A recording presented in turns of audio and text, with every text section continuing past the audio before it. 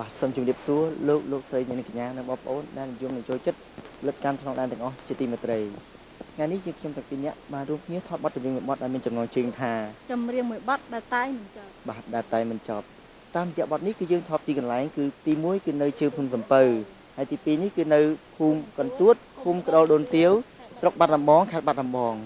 បាទខ្ញុំសូមអញ្ជើញលោកស្រីកញ្ញាទស្សនាកម្សាន្តឲ្យរីករាយជាមួយយើងខ្ញុំទាំងពីរនាក់ដូចតទៅបាទជម្រាបបទដែលតែមិនចប់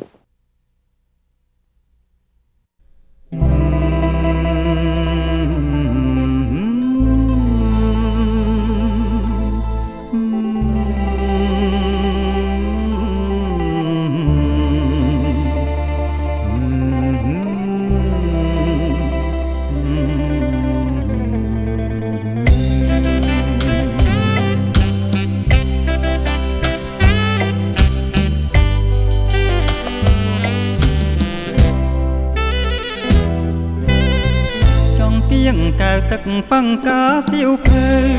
កូនចាបៃពើនាំគ្នាស្រែងហៅសួររងម្ចាស់ស្រីទៅណាបាត់ទៅម្ដេចគ្មានអាល័យប្រណងរាត្រីដែលស្រីធ្លាប់តែងបត់លេងចិត្តបងចំរៀងមួយបទអូនកត់បងតែងដៃដូចកេះលេងចិត្តវងវែងលេងរឿងទាំងពួង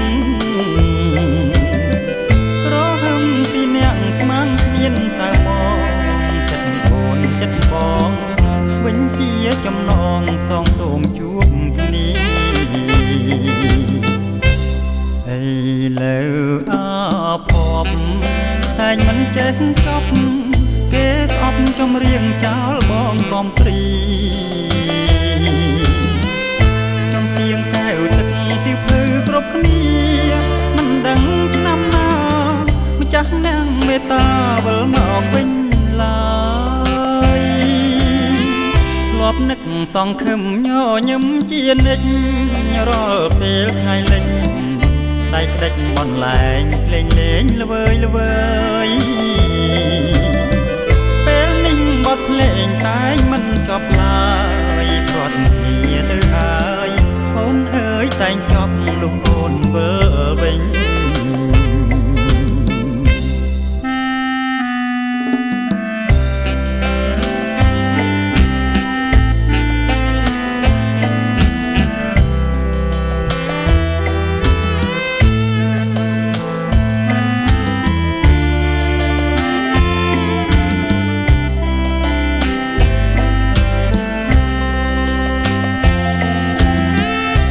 នឹកសង្ឃឹមញញឹមជានិច្